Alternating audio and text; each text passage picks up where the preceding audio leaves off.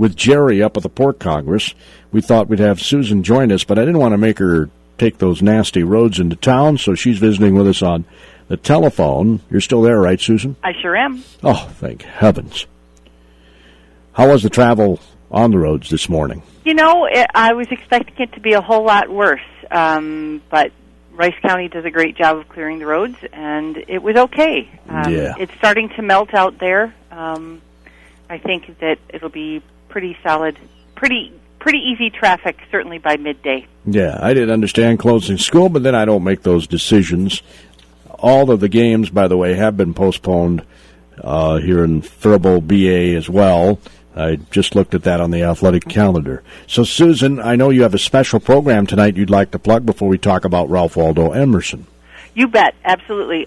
Tonight at 7 o'clock, and still on, despite the weather, we've got Rice County surveyor Mike Fangman, and he's going to talk about the Public Land Survey System. PLSS was implemented by the federal government, actually starting in Ohio, and is how the surveying system worked in order to transfer the land to private ownership. You had to figure out where your boundaries were. And when you think about it, you have a legal description of your land. Well, who did that legal description? And there was a whole host of surveyors who literally had to walk every single mile, quarter mile, et cetera, within Rice County. So when you think about that, we have 14 townships, 12 of which are 36 by 36, 2 of which are 37 by 36. And, I mean, that's a lot of miles. And these drawings are absolutely incredible, where the marshes are, where every single river is, et cetera. And this is what was needed first to, because he had to make the map down to the smallest of measurement before you can sell the land. Yeah, there was no GPS back then. No, exactly. And what's amazing is how accurate these are. They are accurate by using, they had sundials or sextants, they both actually, and then they were, those of you who are in the rural area, you may have even read your description. You know it's X number of chains or X number of rods, et cetera, and those are or even a link down to a single link of a chain. Those are descriptions that were first drafted in 1852, 53, and 54, when there was nothing. I mean, maybe some stagecoach roads, some early fur trading and Native American roads, but that was it. That just fascinates me. Yeah, it is fascinating. So what time's the program? 7 o'clock tonight here at the Historical Society. If you're a member of the Historical Society, it's free. It's one of the perks of being a member. If you're not a member, you're certainly welcome to join us, and it's $2. Well, still, it's a good deal at $2. Come on. Yeah, absolutely. And if anybody's doing any family history, this is great information, really helpful to understand those earliest settlers and what they were experiencing. Wow. Don't go away, Susan. I've got to take a break. We're going to come back to Susan and talk about Ralph Waldo Emerson and some other famous people who've been to Faribault. Of his visit, and documents about that up at the Minnesota Historical Society. And they actually published a longer article about it. So I actually have some really interesting information about what he did here in Faribault. Yeah, share that with us if you would, please. I'd be happy to. I'm going to actually read it directly here. So it was 1867 that he was here, and apparently he'd been traveling west, St. Louis and the likes, not far west, but still, as early as 1852. But he hadn't come to Minnesota because the travel was so rough. I think we can all appreciate that one today. But at any rate, so in 1867, it was actually January 31st in Faribault, so pretty close to actually 150 years of that. Just in another week, we'll be at 150 years of his visit. Yep. He was here at the insistence of the Faribault Lecture and Library Association, and he spoke in Fleckenstein's Hall on American culture. The local newspaper observed that people as far distant as Northfield had come to hear the profound scholarly, yeah, that's pretty good, profound scholar and essayist. The newspaper of the time was the Central Republican, and on their February 6th article, they wrote, there is every evidence of an intelligent and appreciative reception of the lecturer, which was reviewed in considerable detail. Wow. So, yeah, and then from Faribault, he went on to St. Paul. So, Northfield doesn't feel all that far away today, of course. But, that was quite a ways. Horses typically needing a break after every 6 to 10 miles. The trip from Faribault to Northfield would have been slow, rougher roads, probably through Cannon City at the time. And that would have been a healthy travel time. So just to come for a lecture is pretty remarkable. Yeah, he comments in his letter that Minneapolis was his letter to his daughter, Ellen, in Massachusetts, Concord, Massachusetts. He writes in this letter, dated January 31st, as you noted, 1867, that Minneapolis was, quote, said to be of admirable climate. And it goes on to say here... sure, in the summer it's great. Yeah, well, he's writing in January. Right, exactly. And an account of his visit published in Minnesota History, June 1930, by Hubert Helche. Hope I pronounced that right. Right, and that's actually the account that you can actually find online. Oh, okay. He writes that Emerson traveled from La Crosse to Winona in an open carriage on a day that the temperature was 20 below zero, but he elected not to talk about that with his daughter, which was probably a good thing. Yeah. I don't know if they were hardier people or if they had some sort of trick to stay warm that I can't even begin to imagine being outside in that kind of temperature for the length of time it would have taken to get there. I mean, again, slow, it's horse-drawn, maybe could have been trained, but he's clearly taking a carriage. I can't even begin to imagine. Emerson reassures his daughter in his letter from Faribault that he was, quote, in good new country with plenty of robust people who take kind care of me. Oh, good. I'm glad that we took good care of him. And, yeah, you'd have to be robust if you're riding in an open carriage. He also felt that it, quote, was a little pathetic that people, again quoting here, born to be delicate and petted, and again quoting here, removed into this rough, yeomanly lair of the giants. Oh, interesting. Yeah, he had quite a flair for the language, didn't he? So, let's see. He's coming here, the Romanly lair of giants. I suppose, I've often heard that that Minnesota our population generally tends to be taller, and I wonder if that's the Scandinavian breed. And I don't know.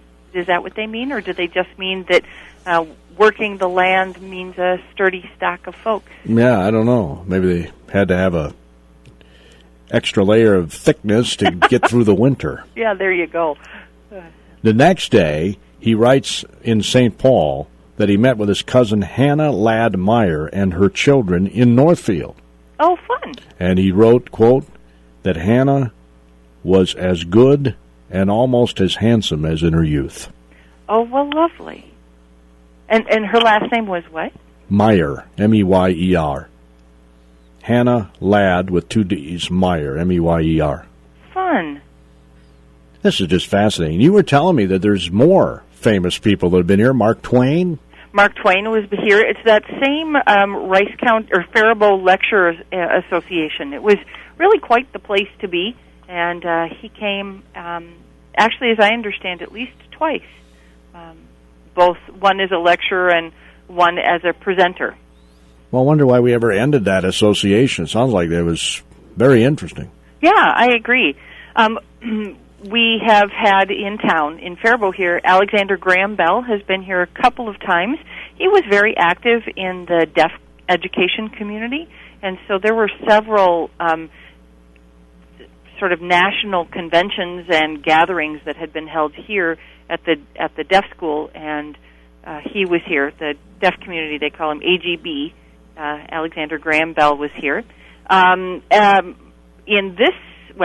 the 1950s, Archbishop of Canterbury came and visited the cathedral here.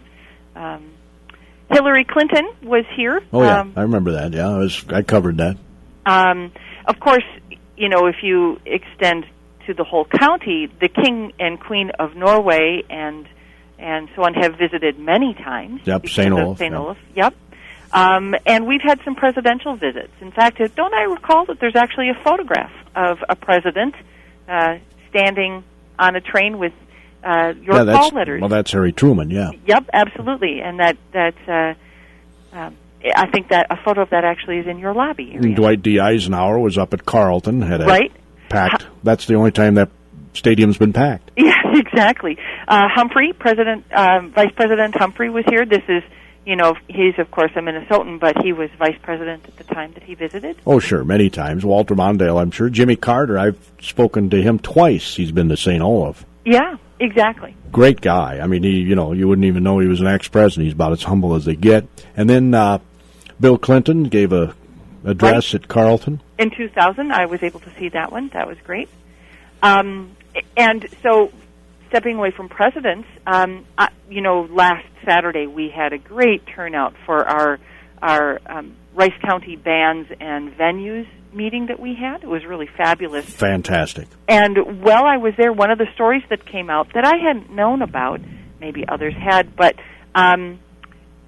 the Lawrence Welk, before he made it big, as he was beginning to expand his circle of where he was playing, he would often come to Faribault and play and out at so here in town, and then sometimes out at Jewett's Point and other places around the area. So. And the 1 and the 2. Really? Well, it was in the 30s, so really early on in his career. He hadn't quite made it big yet and wasn't out in California yet, but yeah, it's kind of fun. I remember seeing. I don't know if you've been to the. Now you've been to the restaurant there in Manterville, the Hubble House. Oh yeah. Where they have the placemats with the famous signatures. Right. I do remember seeing Alexander Graham Bell's signature on there. So. Oh, fun. I would guess he ventured over there. Maybe it was our neck of the woods. Absolutely. Hard to know exactly where he went. But I'm sure that, when you're traveling to some place, especially in another time period, you go lots of places. You're not just going to zip into Faribault and then zoom on over to St. Louis. Travel time, you stopped and you visited lots of places along the way. Even though it took a while to get from Faribault to Manorville back then. Exactly. As you noted, Northfield was, what was that, by horseback? Right, absolutely. And it was significant enough that at the time of Ralph Waldo Emerson's visit, it actually made the paper that people all the way from Northfield had come just down for the visit. Yeah. In this letter, they also quote Emerson as recounting that his host was Alexander Faribault's grandson. Oh, interesting. Okay, sure.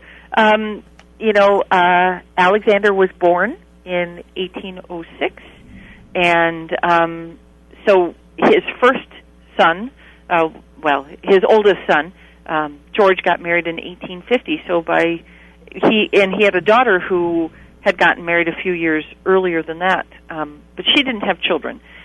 So it must have been George's son, and that's pretty cool.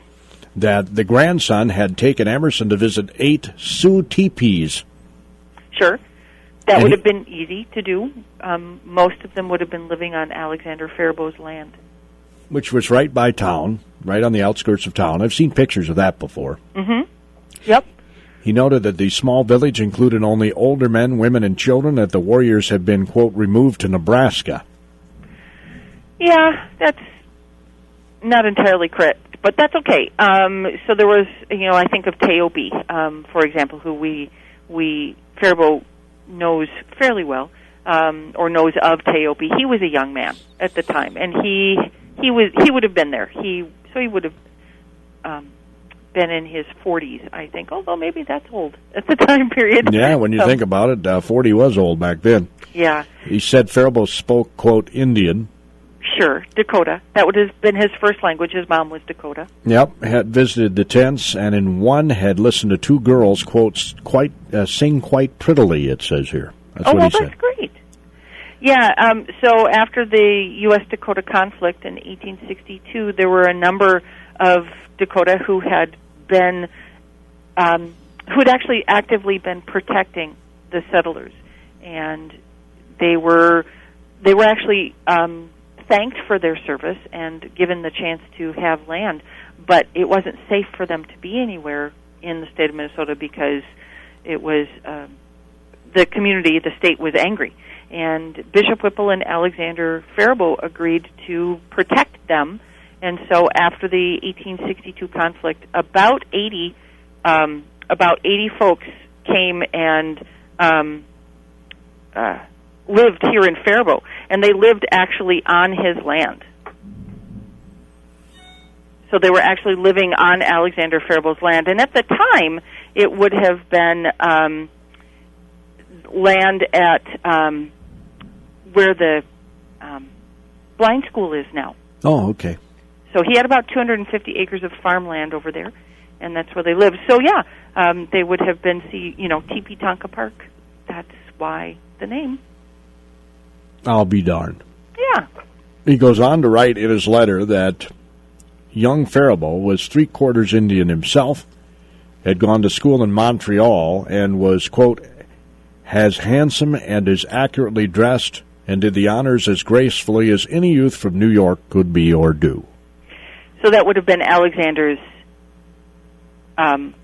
grandson. Yes, that he's speaking of. He would have been, because Alexander wasn't actually, only was about half Native, but his wife was also half Native, so their kids would have actually been more Native than both mom and dad. Yep. At any rate,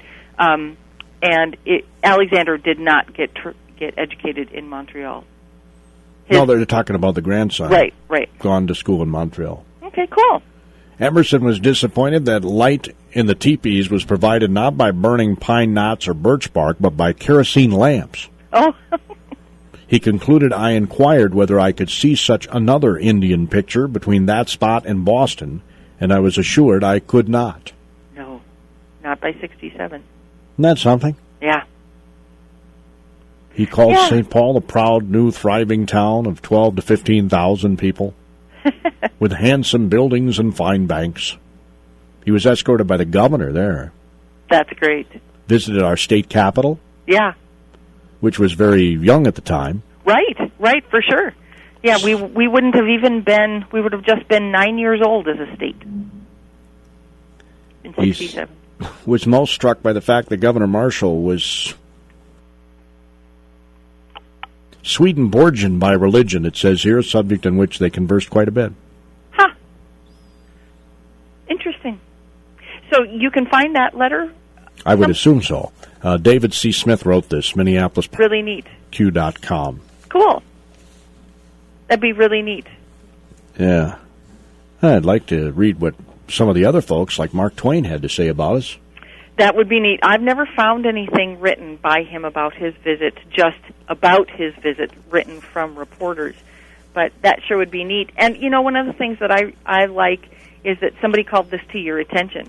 And, we at the Historical Society, we try to know as much as we can possibly know, but we don't know it all, and we don't have time to know it all. So anybody out there who's got ideas or knows of a topic we should know more about, we sure appreciate hearing the suggestion.